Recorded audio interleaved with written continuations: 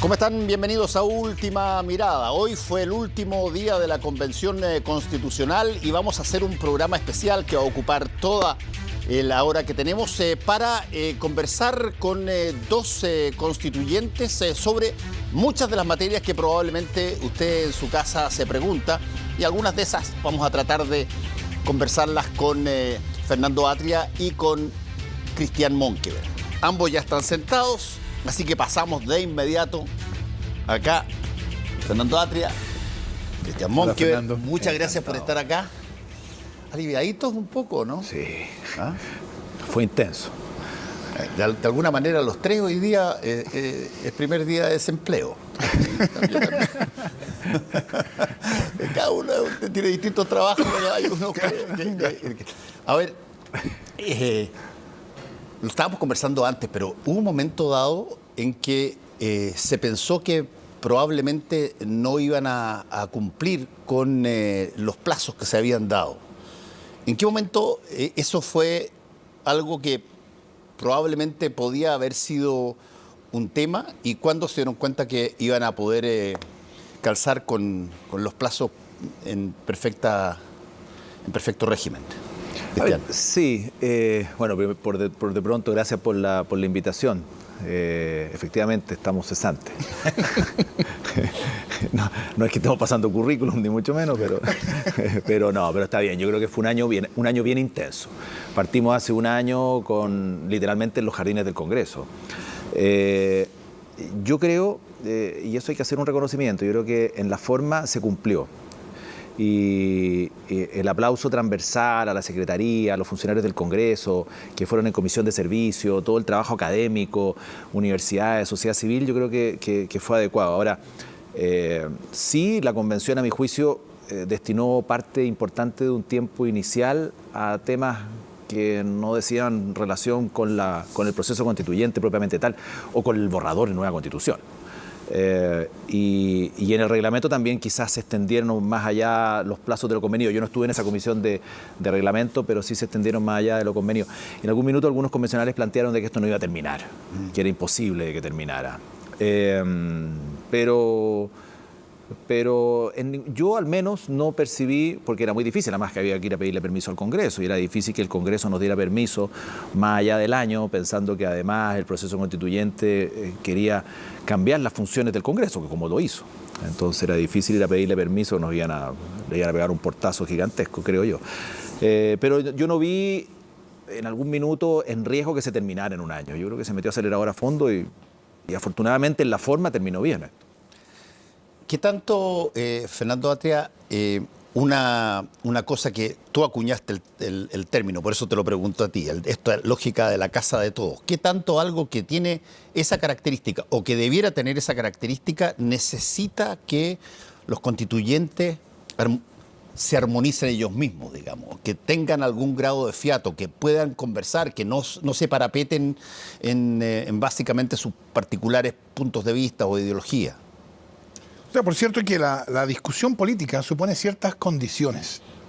Y yo creo que es bien notorio que esas condiciones tuvieron que ser construidas sobre la marcha en el caso de la Convención, que no es lo que pasa en un órgano ordinario, como ordinario en el sentido de común y existente, ¿no? Como la Cámara de Diputados.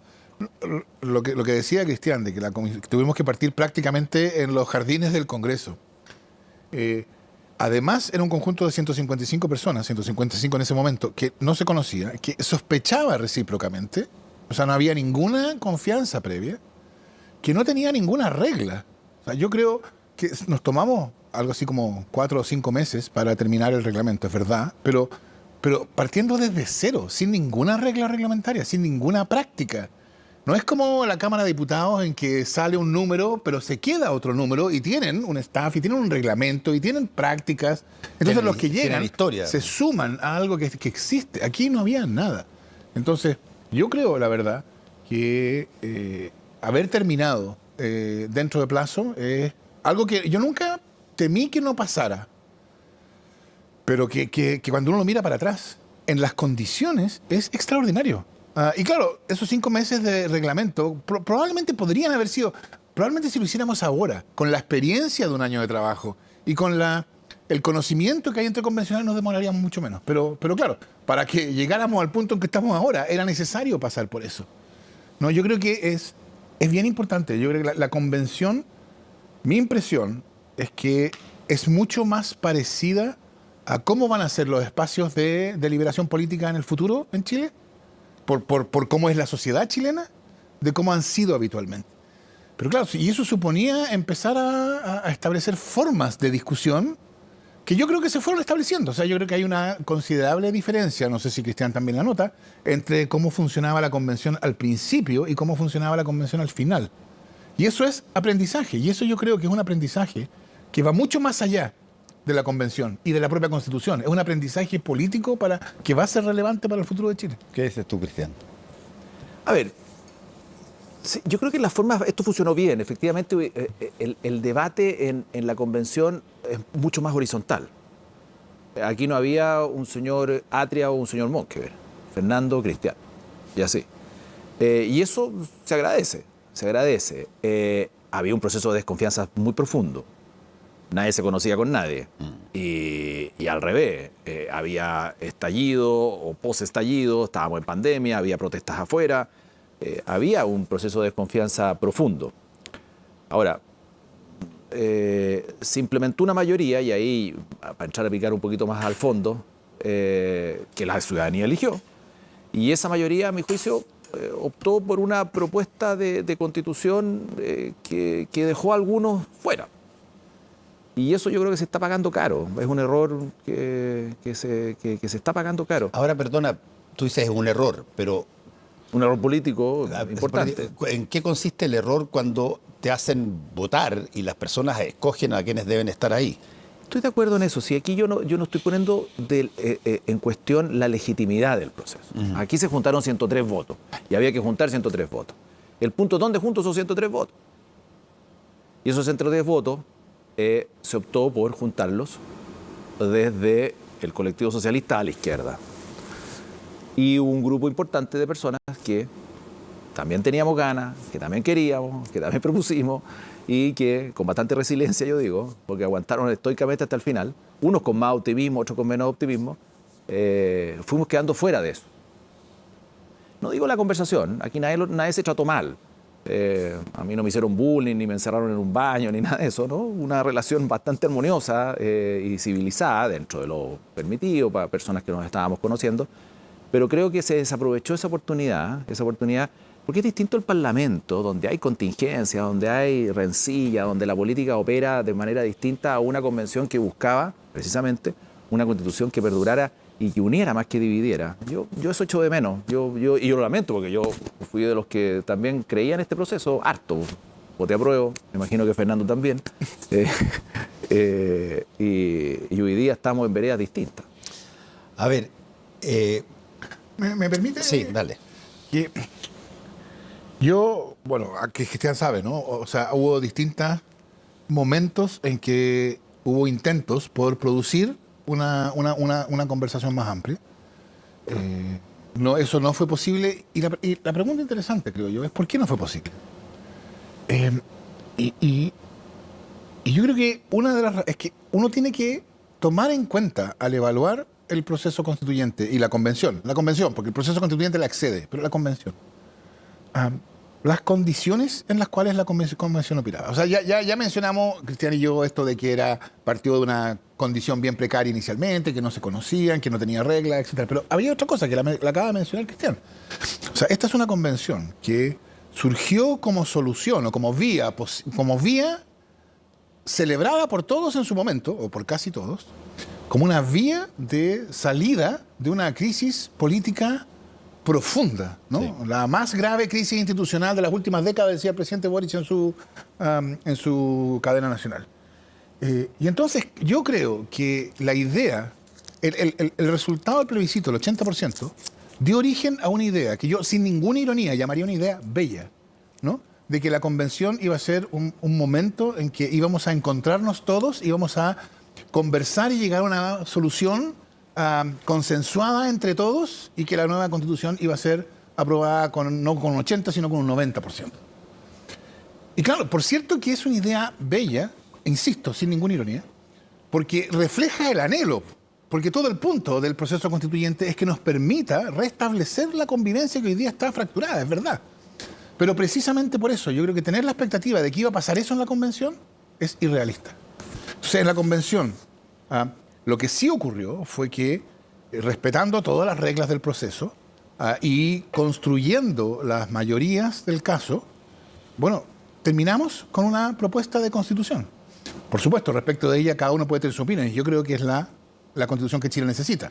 Imagino que Cristian tendrá una opinión distinta y eso es enteramente legítimo. Pero creo que decir, como fue el discurso habitual de los compañeros de Cristian, en el sentido amplio, no, esto fue un fracaso. Que la convención fracasó sin dar el debido peso al hecho de que en esas condiciones, en ese contexto de crisis, con presos, con acusaciones de violación a los derechos humanos, digo acusaciones para ponerlo del modo más, por así decirlo, separado posible de mis opiniones, con acusaciones recíprocas, o sea, con acusaciones de un lado de violación de derechos humanos, acusaciones del otro lado de que ustedes fueron los que conspiraron y quemaron el metro.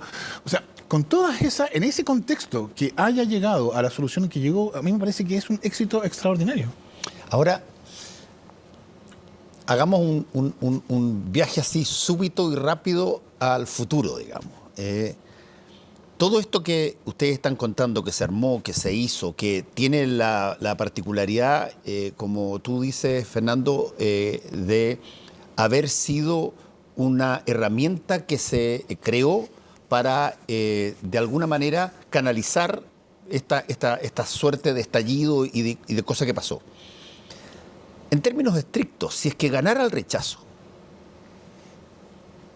¿no le llamarías tú un fracaso? Porque mal que mal, los convencionales fueron votados para básicamente una misión, que es interpretar a la ciudadanía respecto de un tipo de institucionalidad de país y derechos que el país se quiere dar. Si es que te dicen que no les gusta, después de haber ganado por un 80% los constituyentes, ¿cómo podría despejarse la idea de que, la convención fracasó? Bueno, por cierto que si gana el rechazo, habría que decir que la convención fracasó. Habría que decir también que el camino de salida que se diseñó de la crisis que teníamos, una crisis, recordémoslo, porque empieza a quedar como demasiado atrás, ¿no?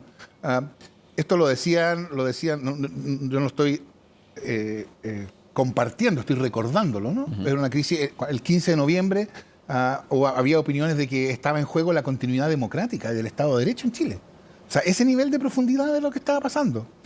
Y en ese momento se encontró una salida. Y el hecho de que se encontrara una salida era celebrado por todos. Bueno, si ganaba el rechazo quiere decir que no hubo una salida. Y nos quedamos con el mismo problema que teníamos originalmente, sin salida. Y yo creo que eso sería bien grave para Chile. Sí, Cristian. Sí, más grave sería el fracaso. Y yo creo que efectivamente uno tendría que empezar a hablar de fracaso si que efectivamente esto ocurre. Y tiene una alta posibilidad de que ocurra. Hoy día los números dan cuenta de eso. Entonces, pero no porque sea un fracaso, esto no tiene salida. Yo en eso tengo una opinión distinta de la de Fernando. El capítulo constitucional hay que cerrarlo. Y el capítulo constitucional partió con un apoyo del 80%. Yo creo que no creo que haya un caso en el mundo, o dos o tres, donde no digo que tenga apoyo ciudadano de encuesta, sino que apoyo con voto. 80% de personas que fueron y votamos, me incluyo, apruebo. Y yo creo que después de producido el resultado del plebiscito de entrada, ese 80 se transforma en 90 o en 95. Lo aseguro, o 90, más o menos. Porque hay mucha gente que dice, ya, ok, vamos con esto, que creyeron en esto. Tanto así que surgen las candidaturas y se despliega todo un tema. Entonces, cuando hay un 80% de apoyo ciudadano, y ahí también difiero de Fernando, efectivamente había un desafío para esta convención que se estaba eligiendo con todas las dificultades que teníamos. No digo de apostar un 80% de salida, a lo mejor no, pero un 65, un 70. Y eso se podría haber construido. Y no se construyó, a mi juicio, porque se privilegió acuerdos, está bien, en un sector, no voy a repetir el argumento. Y hoy día tenemos un país dividido en torno a una propuesta constitucional. Entonces, eso ya no es bueno. Eso ya no es bueno. ¿Será un fracaso o no? Eso lo veremos en septiembre. Pero efectivamente, si en septiembre ocurre de que la ciudadanía no aprueba esta propuesta, evidentemente hay un fracaso. Ahora, ¿ese fracaso significa sepultar todo? No. Tenemos que cerrar el capítulo constitucional. Y ahí el presidente Boric tiene harto que decir. Vamos a conversar de eso porque, pero sigamos por lo menos en lo que pasó en los comienzos, en un montón de cosas que, a ver, ustedes de alguna manera sintieron el peso de la historia encima o no. Porque convengamos, eso sí que lo podemos decir con total y absoluta certeza. Nunca en la historia del país había habido la creación de una institucionalidad que tuviera las características que tenía esta convención para construir una constitución. Y eso es un peso que uno se mira en el espejo, cierto, a veces se mira en el espejo para ver si se ve bien o no, pero aquí se mira en el espejo a decir, oye, ¿sabéis qué? La historia, los libros de historia van a hablar de nosotros, de acuerdo, si es que esto extraordinario que acaba de pasar, inédito, tuvo éxito o no tuvo éxito. El peso de la historia, de alguna manera, a priori, ¿pesa o no pesa, Fernando? No, yo creo que sí pesa. De hecho, yo creo que es el tipo de cosas que contribuyó a que tuviéramos que la convención tuviera éxito, ¿no? O sea, saber que... porque el punto es, necesitábamos construir acuerdos de 2/3. 2/3, claro, que uno lleva un año dando vuelta, ¿va? Hablando de los 2/3 para arriba y los 2/3 para abajo. 2/3 es en cualquier contexto, es un quórum extraordinariamente alto, ¿no? Y para cada coma de la Constitución teníamos que tener 2/3. Y yo creo que lo que ayudó a eso fue el hecho de que progresivamente, y esto claro, distintos colectivos, distintos convencionales llegaron a este punto en distintos momentos, pero afortunadamente llegaron, ¿no? Era la conciencia de que, esto significaba estar dispuesto a encontrarnos en un lugar común, aun cuando era distinto del lugar desde el cual cada uno partía. Y desde ese punto de vista, ¿cómo interpretaron ustedes todos estos episodios que de alguna manera los medios, los matinales, el país los trató, los miró, les puso un haz de luz y los trató como si fuese algo que de alguna manera representaba a la convención en su general? El tipo votando desde la ducha, lo de Rojas Vade, qué sé yo, esto de que una constituyente propusiera la eliminación de los poderes constituidos y sacara 0 votos. ¿Cómo todo ese tipo de cosas que para mucha gente, yo me imagino, puede haber sido determinante para considerar que esto no era serio? Ahí yo engancho con el peso de la historia. Evidentemente, esto era un hecho inédito, histórico, y no solamente a nivel país, sino que también mirado desde fuera. Paridad, escaños. Exacto. Elegidos democráticamente, en un momento complejo, en mitad de pandemia, invierno. Recordemos todo lo que era eso. Y por lo tanto, había una responsabilidad mayor.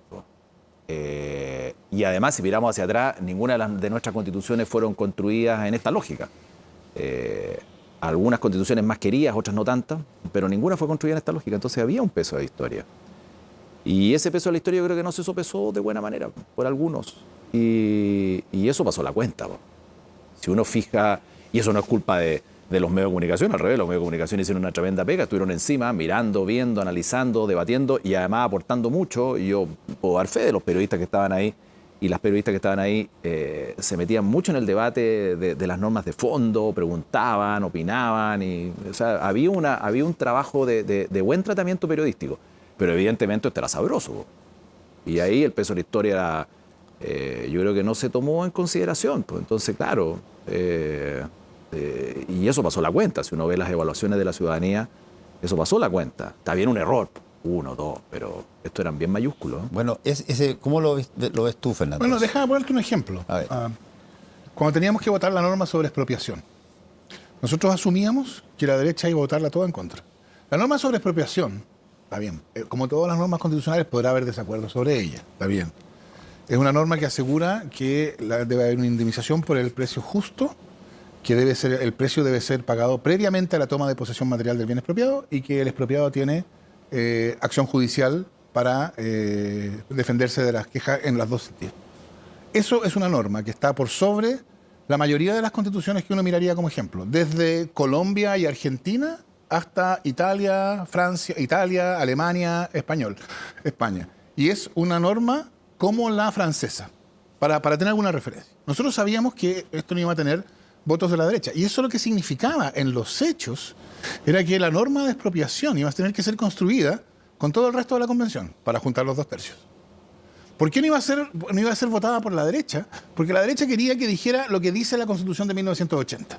Y que lo que dice la Constitución de 1980 era enteramente inaceptable para buena parte de la izquierda independiente, ¿no?, de la convención. Y entonces eso no era solución, pero había que construir los 2/3. El precio de no construir los 2/3 es que la Constitución no hubiera tenido ninguna protección de la expropiación.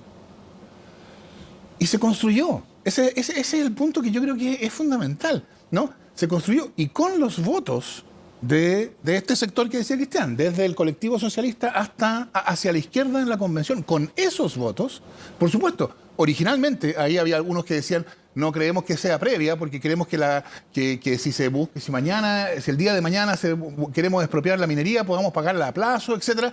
Unos no querían que fuera previa, otros querían una regla más parecida a otras reglas, que en vez de decir justo precio dijera, mire, es que se toma en cuenta el interés del expropiado y el interés de la colectividad, que es la regla alemana. Logramos llegar a un acuerdo en una regla que yo creo que es enteramente aceptable y que está sobre las reglas comparables. Y eso fue con la izquierda de la convención, porque así tuvo que ser, ¿no? Entonces, ahí, ¿por qué? Ahí yo creo que hay una diferencia significativa. Esto ya era en un momento en que la derecha no estaba dispuesto a variar su posición. Nosotros queremos que diga lo que dice la Constitución del 80, y si no dice la Constitución del 80, votamos en contra. Y la derecha votó en contra. O sea, ellos al final votaron para que no hubiera protección en la expropiación en la Constitución. Oye, y hubo, sí, precisamente porque se sintió, se pasó la historia. Porque sí, incluso quienes no querían que hubiera una protección como esta se daban cuenta de lo que significaba que una Constitución no contuviera una protección contra la expropiación. Sí, y yo ahí aporto en algo, Fernando, a los dos. Nosotros no es que no quisiéramos. Si uno empieza ahora a encontrar razones y justificaciones, aquí las entendemos, de por qué la ciudadanía no quiere esta propuesta de Constitución, precisamente es porque en temas tan sensibles como estos, que son importantísimos, como es la protección de la propiedad, era de aquellas materias en que la gente quería claridad.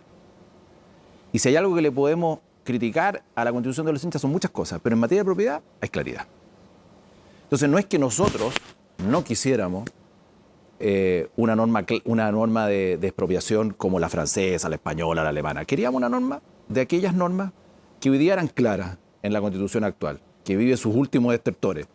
En materia de propiedad es clara. Y hoy día pierde esa claridad. Entonces no es que nosotros no quisiéramos. Si hay algún tema sensible de por qué esta propuesta de Constitución no está siendo valorada por la ciudadanía, precisamente por esos temas. Entonces ahí hubo falta de claridad, falta de visión política. Y si ¿sabéis qué más en esto la derecha? No es la derecha. La gente quiere una propiedad un poquito más clara, con definiciones concretas, específicas y sin duda. ¿Por qué? Porque nos hemos criado en la lógica de que la propiedad es importante, ¿no es cierto? Y que el esfuerzo, y la propiedad privada, y un largo etcétera. Y si el Estado quiere acceder a ella, vía expropiación, que lo haga, pero con reglas claras. Y eso no estaba. Entonces, no es un capricho nuestro.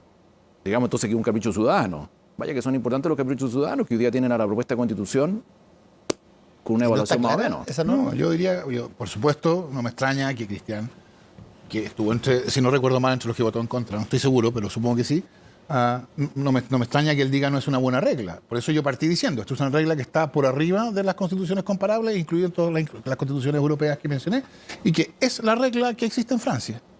O sea, no estamos sacando una regla inventada que... No, es una regla que existe Y por favor, yo no veo ninguna razón para pensar que en Chile la propiedad es más importante para los chilenos que, no sé, pues la propiedad en Italia para los italianos, la propiedad alemana para los alemanes, la propiedad francesa para los franceses. O sea, y el punto es, por cierto, yo entiendo que alguien me diga, nosotros queremos que sea como el artículo 19, número 24, porque lo encontramos más claro, está bien. Había otros que tenían otras opiniones, pero se trataba de construir una visión común. Y creo que este caso ilustra. Los grupos que estaban a nuestra izquierda estuvieron dispuestos a moverse. La derecha no estuvo dispuesta a moverse un ápice. Si no es la reiteración de la regla del 19 número 24, nosotros votamos en contra. Y esto lo que significó es que cuando se llegó a la última votación, esa votación en la cual ya no hay espacio para corregir el texto, o sea que ya se votó, se rechazó, volvió, se discutió de nuevo, volvió a volver, se rechazó de nuevo, volvió a volver, llega un momento en que se vota lo que está, sí o no. Y en ese momento, toda la derecha votó en contra. Y el significado de eso es que si lo que ellos votaron hubiera sido como quedó la Constitución habría quedado sin protección contra la expropiación. O sea, precisamente el proceso constituyente es acerca, creo yo, fue acerca de ir construyendo posiciones comunes. Ahora, todos esos procesos de construcción común fueron en torno a la izquierda. Porque si nosotros queríamos algo, no. Por ningún motivo. Si eso es lo que pasaba. Entonces, Fernando, es muy fácil decir, y está bien, y entiendo los argumentos, construir hacia la izquierda, pero no se hizo un esfuerzo genuino de construir hacia el lado nuestro. Ni de siquiera recoger una opinión. Y eso es así. A ver, vamos a hacer una pequeña pausa y seguimos conversando porque está muy interesante ese punto que plantea Cristian Monker. Volvemos en un ratito. Estamos de vuelta en este programa especial de Última Mirada con el último día de la Convención Constituyente y con dos convencionales, Fernando Atria y Cristian Monkever.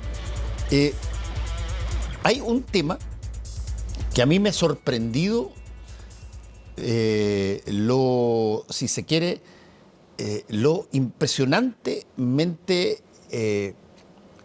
brutal que fue ese tema para generar posición, para tomar posición y para plantear posición. Me estoy refiriendo a todo el tema que tiene que ver con los pueblos originarios y todas las normas que se hicieron en torno a los pueblos originarios. Yo he conversado acá con montones de personas y hay personas que básicamente no dejaron de hablar para oponerse, por ejemplo, en términos de la Constitución.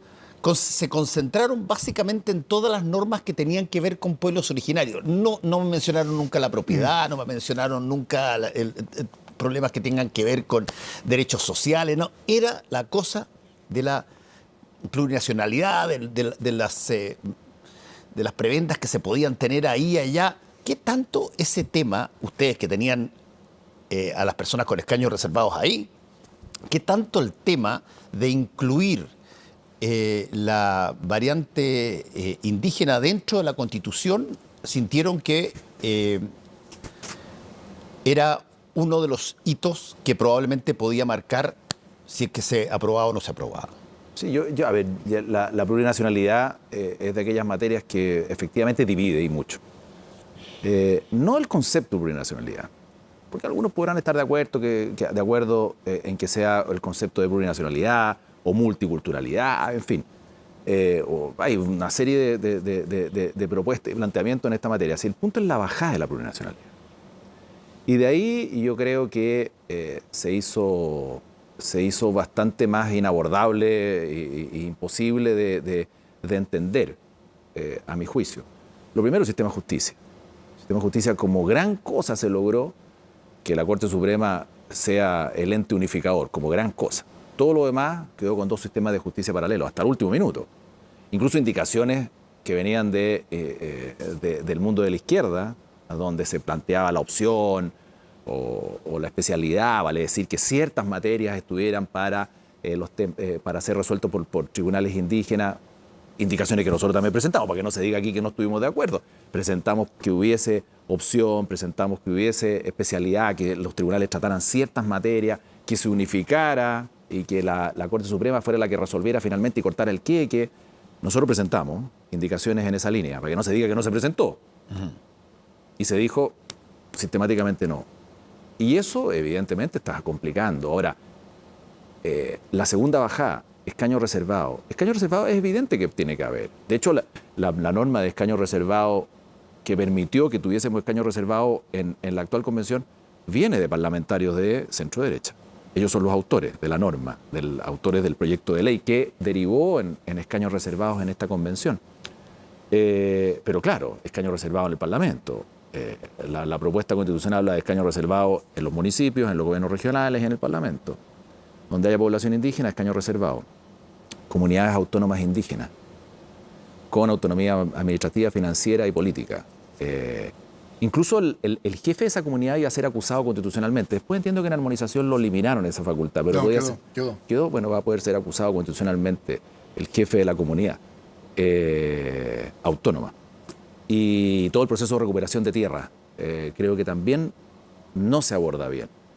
Entonces, finalmente la plurinacionalidad, que era un anhelo importantísimo, un reconocimiento necesario, postergado, podremos encontrar un montón de razones y empezar a buscar hacia atrás, que se podría haber abordado mejor. A ver, no se abordó bien. Bueno, yo creo que hay que partir un poquito antes, ¿no? O sea, la Convención Constitucional fue vista como una oportunidad única en la historia de Chile para cambiar la relación que hay entre el Estado chileno y los pueblos originarios. Y eso, de nuevo, era una cuestión que era vista como transversalmente. De hecho, yo no he escuchado a nadie que diga es un error el reconocimiento constitucional. O sea, hay un consenso de que tienen que ser reconocidos. Y yo supongo que ese consenso es un consenso que va más allá de decir la palabra se reconocen. O sea, el punto no es simplemente se reconoce la existencia. ¿Qué es lo que se reconoce? Se reconoce que existen como entidades políticas, como una existencia política. Se les reconoce existencia política. Y entonces la pregunta es, bueno, si se les reconoce existencia política, ¿qué consecuencias es razonable entender que esa existencia política tiene? Y ahí vamos viendo. O sea, yo creo que lo de los escaños reservados, mire, en los hechos esa cuestión había sido decidida, en los hechos, fue decidida por el Congreso, no por nosotros. O sea, porque era bien difícil que en esta nueva relación, en los términos de esta nueva relación con los pueblos originarios, la convención fuera más avara que el Congreso al fijar las condiciones para la convención. De hecho, la regla para la integración de los órganos legislativos de la Cámara, del Congreso de Diputados y Diputadas, es más o menos la misma, un poco menos de hecho, porque son adicionales a los 155, así que el porcentaje es menor. Pero le agregamos en las municipalidades. Por eso, es incluso un poco menos. Y por cierto, también en otros órganos colegiados de representación popular, en los casos en que corresponda conforme a la ley. Entonces ahí habrá una discusión legislativa que tendrá que volver ahí. Sigamos, o sea, ¿qué consecuencias habría de tener el hecho de que su existencia política es reconocida? Bueno, que si los pueblos originarios tienen tradiciones y costumbres propias, bueno, ¿por qué no habrían de poder apelar a ella para resolver sus propios conflictos?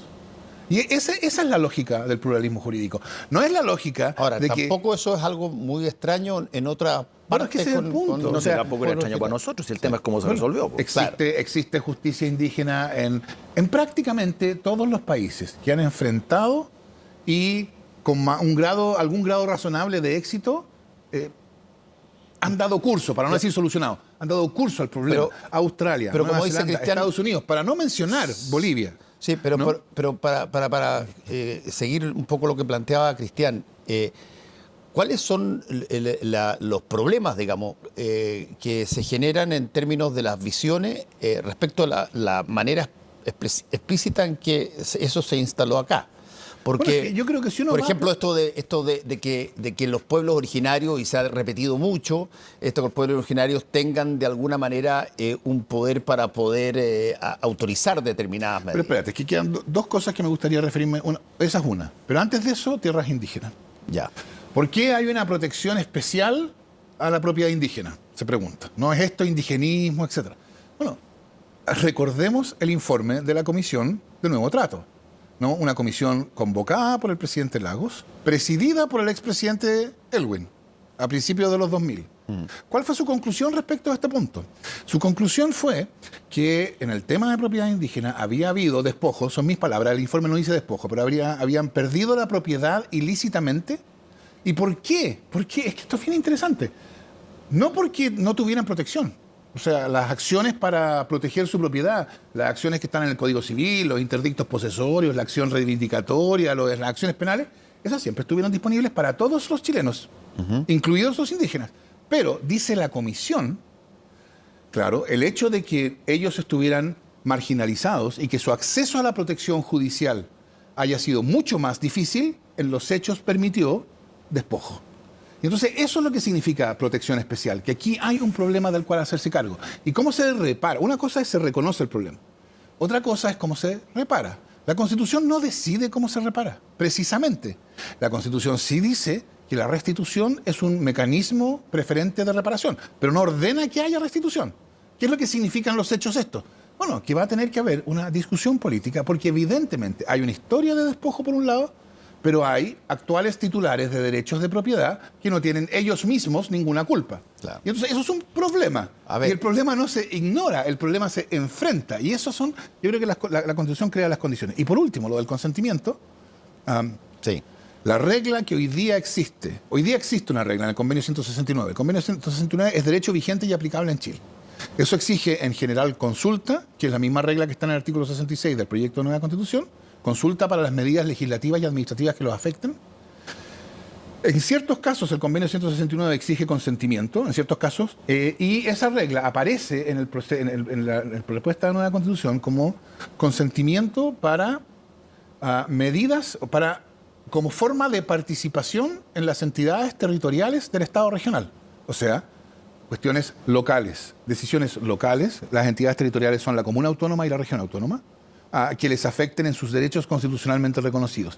Eso, yo creo, esto es una manera de tomarse en serio la oportunidad que esto significaba de trabar una nueva relación con los pueblos originarios para el futuro. A ver, Cristian. No, a mí no me convence mucho, ninguna de esos planteamientos está muy bien y Fernando los intenta explicar muy bien porque, claro, votaron a favor. Pero volvemos a insistir, mira, sistema de justicia, dos sistemas de justicia paralelos, clarísimo. Lo único que se logró, Corte Suprema que unifica. El sistema de justicia paralelo permite que una persona de ascendencia indígena y una persona que no la tiene puede ser arrastrada a la competencia para resolver un conflicto de cualquier tipo, porque no se distingue, se intentó distinguir y se votó en contra de esas indicaciones, de cualquier tipo en tribunales indígenas. Pero cuando estamos hablando de posterior a la existencia de una ley que precisamente diga eso. Sí, claro, pero la Constitución ya marcó la línea. Y cuando intentó... No, la Constitución habilita al legislador. No, pero Fernando, cuando la Constitución marca la línea y cuando se plantea en el proceso constituyente de que exista ese derecho a opción, exista una delimitación de competencia, se rechaza, estamos dando un mandato clarísimo al legislador para donde va la micro. Para allá va, efectivamente. Entonces, ¿qué es lo que se plantea aquí? Va a haber justicia indígena con dos sistemas de justicia paralelos.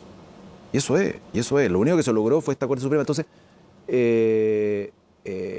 ¿estamos en contra de que hubiese algún tribunal que resolviera conflictos indígenas como ocurre en otros países? No estábamos en desacuerdo en eso. De hecho, lo planteamos, yo vuelvo a insistir.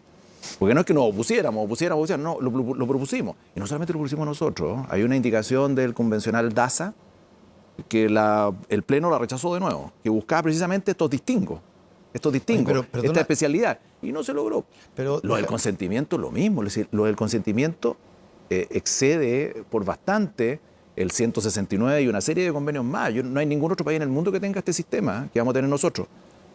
Consentimiento o consulta para todos los procedimientos administrativos y legislativos. Consulta. ¿No es cierto? Y en lo legislativo yo meto la reforma constitucional porque uno dice, no, la reforma constitucional no es legislativo. ¿Y qué es lo que es? Es legislativo. Ese es el estándar que hoy día existe. Eso es lo legislativo, sí, pero... Consulta para medidas administrativas y legislativas que les afecten, eso es hoy día derecho vigente. Exactamente, pero lo llevamos a la Constitución. Bueno, está bien, pero no se cambia nunca más. Y pero después, la obligación estatal es la misma. Y para cualquier inversión o cualquier acción o cualquier situación o decisión que se haga y que afecte, y que los afecte, porque cualquier hoy día cosa me afecta, a mí me afecta cualquier cosa, me cambian una coma y me afecta, pues, lógico. Entonces va a necesitar un consentimiento. ¿Es razonable eso? A mi juicio, yo creo que no. Pero déjame hacerte una yo creo que no. Déjame hacerte una pregunta. Se podría haber resuelto distinto, ¿no? Déjame hacerte una pregunta que a mí me tiene, porque lo he escuchado varias veces y me tiene medio confundido. Se minimiza muchísimo el hecho de que la Corte Suprema sea el árbitro final de todos los pleitos que puedan llegar. O sea, yo te planteo, si es que efectivamente hay una serie de nuevos poderes que puede administrar esta justicia indígena, pero cualquiera de estos pleitos puede llegar a la Corte Suprema que no tiene ni un indígena, Yo No, sí, si las fuera, va a tener también. sí, pero yo si fuera indígena no lo encontraría tan beneficioso, digamos. No, por favor. O sea, yo le pregunto al revés a don Fernando Paulsen, si Dime. tienes un contrato de arriendo con una persona de ascendencia indígena y ese contrato no se cumple, ¿a dónde va a ir? Puede ir perfectamente al tribunal que se está creando y don Fernando no tiene la opción de decir, ¿sabes qué más? Yo no quiero ir ahí, po. ¿Por qué tengo ganas de ir ahí? ¿Por qué tengo que ir ahí? Que es un poco la misma discusión que se da con la justicia militar en sus inicios. Pero, Entonces, ¿por qué voy a tener que me parece bueno el ejemplo. Ok, ya tú vas al tribunal. El tribunal, o sea, de alguna manera... Pero que ese tribunal resuelva los temas de quienes quieren estar ahí. Pero si a uno le da la oportunidad de que la Corte Suprema sea la que determina la decisión final, yo no te digo que vaya a votar por alguien que no sea indígena, pero me parece que de alguna forma, voy a usar la palabra que ustedes usaron mucho, armoniza un poco esta situación y no la deja tan desbalanceada. Bastante. o sea, el problema es que en esto, y yo creo que eso es un problema que vamos a enfrentar, Cristian está describiendo la situación, asumiendo una serie de decisiones que no se han tomado. Porque eso, o sea, por ejemplo, ¿cuál es la distribución de competencias? ¿Qué competencias va a tener la justicia indígena? ¿Cuál va a ser el ámbito personal? ¿Qué personas? ¿Cuál va a ser la dimensión territorial? Todo eso no está decidido por la Constitución. Y todo eso va a requerir legislación. La legislación perfectamente podría decir, como yo supongo que va a decir, porque es como de sentido común, es por lo menos todo lo penal fuera. Todo lo penal es de los tribunales nacionales. En otros países, salvo cuestiones como faltas. Ahora, ¿y por en qué lo penal no lo dijeron ustedes? Bueno, espérame. No quisieron. Está bien. No. Porque se propuso. Bueno, Sí. que el punto no era que decidíamos nosotros, sino nosotros no podríamos disponer qué dice la Constitución. El punto es cómo construir los 2/3, por supuesto. Entonces, como principio, que la Constitución deje entregada a la ley las cuestiones, no es un mal principio. Entonces, ¿cuál es la garantía fundamental que está asegurada por la Constitución? La posición de la Corte Suprema, la unidad de los sistemas ahí. Quiere decir eso, que cualquier idea, cualquier conflicto de cualquier persona, en cualquier contexto, va a poder ser arrastrada a la justicia indígena inmediatamente. No, aquí va a tener que haber una legislación. La legislación va a tener que hacer distinciones, ¿no? Claro, si uno ignora todas las distinciones y si uno salta a la interpretación más radical, entonces la interpretación más radical parece ser bien radical. Oye, perdón, pero no dicen... Lo mismo pasa con... ¿No dicen alguna parte ahí? Porque me quedó una... A ver, en la justicia que nosotros todos conocemos, esa justicia se rige en gran medida por códigos. Tú tienes un código penal, tienes un código... Y creo que, si mal no leí, en esta nueva justicia indígena va a haber que construir códigos. Porque dice que son de acuerdo a la ley. ¿Y cuál ley es la ley indígena? Precisamente eso muestra que esto va a requerir legislación posterior. Porque, por ejemplo, los sistemas de justicia tienen ciertas caracterización constitucional. Tienen que respetar los derechos fundamentales, por ejemplo. Y un derecho fundamental que está asegurado por la Constitución es que no hay pena sin ley. O sea, no puede haber penas consuetudinarias. Eso es contra la Constitución porque están los derechos fundamentales, principio de legalidad. Entonces, ¿qué en los hechos va a significar esto? Bueno, que probablemente, o sea, que no va a poder ser una jurisdicción con competencia penal. O va a tener que crear un código penal. Está bien, pero la posibilidad de crear códigos penales, legislación, eso no existe. O sea, no hay potestad legislativa en las autonomías territoriales indígenas. La Constitución no le reconoce poder legislativo. Ese código penal va a haber que crearlo consultándole a los indígenas también. En la medida, pero lógico, pero si eso va a afectar, eso va a afectar. Pero si tú hoy día quieres dictar un código penal, pero si tú hoy día lo quieres dictar, Fernando, y afecta específicamente a los indígenas en tanto tales... Yo entiendo que ustedes quieran adornar esta propuesta de nueva Constitución para que sea abordable por la ciudadanía, pero efectivamente eso es lo que dice. Pero a ver, eso es lo que dice, porque... Pero pongámonos de acuerdo. Hoy día, conforme al 169... Llevamos un año en esto. No, por eso. Hoy día, bueno, sigamos tratando. Pero... Sigamos tratando. Al final, por cansancio, vamos a poner. A ver. Hoy día, conforme al artículo 160, al convenio 169, independientemente del rango, el hecho es que para medidas administrativas o legislativas que los afecten especialmente en su condición de pueblos indígenas, se requiere consulta.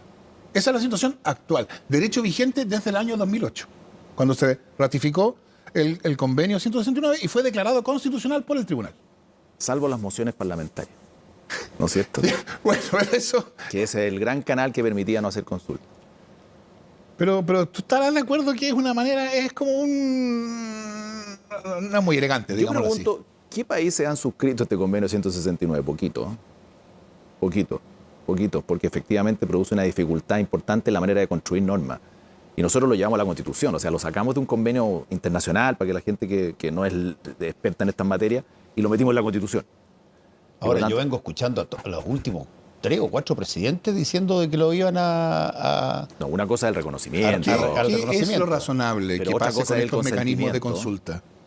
Porque yo creo que, dado que el estándar era la consulta, pensar que la Constitución iba a bajar el estándar tampoco es razonable. Entonces, ¿qué es lo que no se ha hecho, no se ha podido hacer? Porque ¿cómo ha funcionado la consulta? Ha funcionado por aplicación directa del convenio 169, ¿no? O sea, sin legislación nacional. Sí. Y eso es una solución bien poco razonable, porque después de todo el convenio 169 se aplica a todos los pueblos indígenas y tribales del mundo, sin tomar en cuenta, y que no toma en cuenta las peculiaridades de ninguno. Entonces, lo que habría sido razonable, lo que uno hubiera esperado, pero eso tiene que ver con la ineficacia legislativa característica de la Constitución que se acabó, o que se va a acabar, lo que uno habría esperado es que hubiera se creara un procedimiento de institucionalidad mediante una ley dictada específicamente para la situación de los pueblos originarios chilenos, que tomara en cuenta las peculiaridades, la manera en que se facilitaba eso, y que entonces hubiera una institucionalidad que facilitara que se hicieran consultas fácilmente. Eso es lo que yo creo que la nueva Constitución va a obligar a hacer. Hacemos una segunda pausa y seguimos conversando.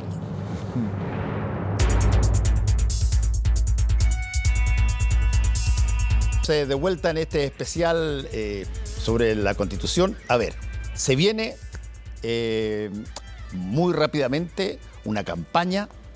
La campaña, estas campañas de hoy, todos sabemos cómo son, están llenas, porque lo hemos visto, están llenas de, por lado y lado, de cosas que eventualmente pueden estar distorsionadas, algunas dramáticamente falsas. Es muy fácil canalizar información que no es correcta porque basta utilizar redes sociales y apelar a los sesgos que cada cual tenga para generar algún tipo de creencia en determinadas cosas. ¿Cómo ven ustedes la campaña de esto? ¿Cómo una cosa que siempre ha sido caratulada como muy árida, como una constitución que no es de fácil comprensión, puede ser entregada a la ciudadanía para que no solamente la comprenda, sino que además vote a favor o en contra? A ver, sí, a ver, se vienen 2 meses súper intensos. Sí. Y creo que lo que conversábamos, o sea, los medios de comunicación también van a aportar y han aportado mucho y van a seguir aportando mucho en ese debate. Yo espero que sea una campaña lo más ciudadana y lo menos politizada posible. Y es difícil la ecuación. Es muy difícil. Es difícil la ecuación, pero se puede lograr en la medida que esto no se transforme en una lógica de derechas, izquierdas, centros, o los de arriba, o los de abajo, o los que sean, los independientes versus los de aquí o versus los de allá. Yo creo que el diagnóstico y el análisis, a mi juicio, es que cada persona evalúe, estudie, pregunte, mire, lea en la medida de lo posible la propuesta y llegue a la conclusión si esa propuesta es lo que Chile necesita para adelante, para su país, para su familia, para su desarrollo personal, para las futuras generaciones, o no lo es. Eso es un tema de fondo. Por ahí va. Ahora, el gobierno evidentemente en algún minuto juntó la suerte del proceso constituyente con la suerte del gobierno, pero como hoy día las cosas no han andado muy bien, el pobre presidente, y lo ha dicho ya varias veces, y lo digo porque ha tratado de desacoplarse y desentenderse. Hoy día mismo lo dijo hace unas horas atrás, lo dijo en Arica, pero no le ha ido muy bien con ese argumento, pero ya está bien. Fernando, ¿qué es lo que tú esperas en esta campaña? O sea, yo creo que es una campaña que tiene que estar orientada a mostrar, a facilitar la comprensión del contenido del texto constitucional, que va a estar expuesta, y lo estamos viendo ya, y yo creo que esto va a ir increciendo, ¿no?, a distorsión. O sea, yo escuchaba hace un par de días al senador Osandón decir cómo la nueva Constitución confunde nacionalidad y ciudadanía. Resulta que los recién nacidos van a tener derecho a voto. O sea, si ese es el estándar que vamos a estar enfrentando, bueno, es un problema. Ahora, yo espero que haya suficiente atención a este intento de crear fantasías sobre la nueva Constitución. Pero yo también creo que es poco probable que digamos que la gran mayoría de los ciudadanas y ciudadanos vayan a estudiar la nueva Constitución como si fueran estudiantes de Derecho que tienen que dar un examen de Derecho Constitucional, porque eso es irrealista. Entonces yo creo que también es importante la misma pregunta, a la cual yo supongo doy una respuesta distinta, pero la misma pregunta que hacía Cristian. O sea, ¿es esta la Constitución que Chile necesita? Y entonces yo esperaría que la discusión también contribuyera a ir desarrollando la respuesta a esa pregunta. ¿Cómo saber de qué depende de que esta es la Constitución que Chile necesita? Déjame, como última pregunta, plantearle a ambos, ya que los dos plantearon si es que esta es la Constitución. Si es que alguien dijera, mira, a ver, yo creo que esta Constitución no me satisface totalmente, pero la otra tampoco.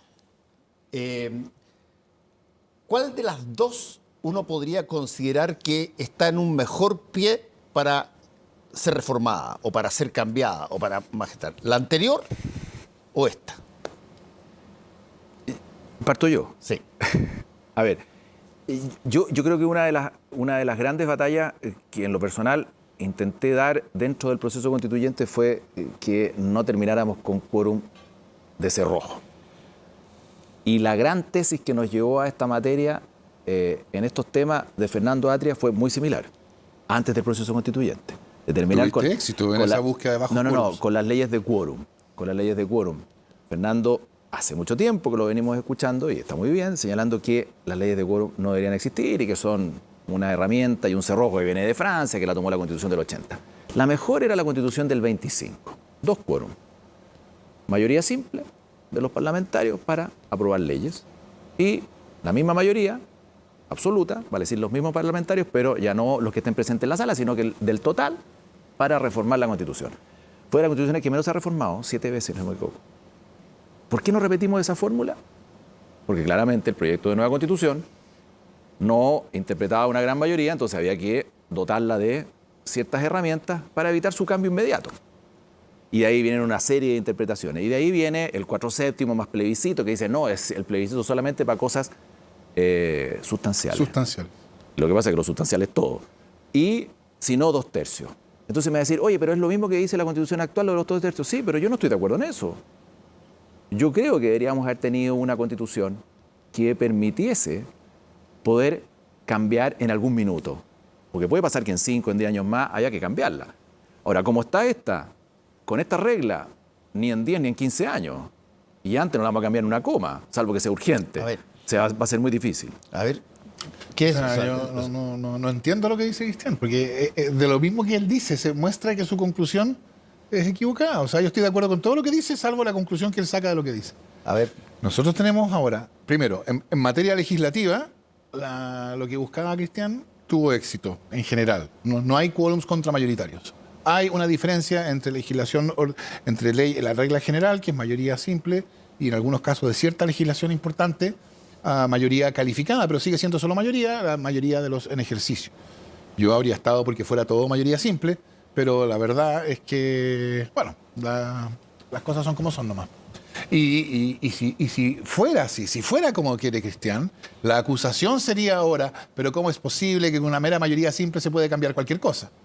Así que yo creo que dentro de todo es una solución que no es la ideal, a mi juicio, pero es aceptable. Y para la reforma constitucional, eso es para la ley, ¿no?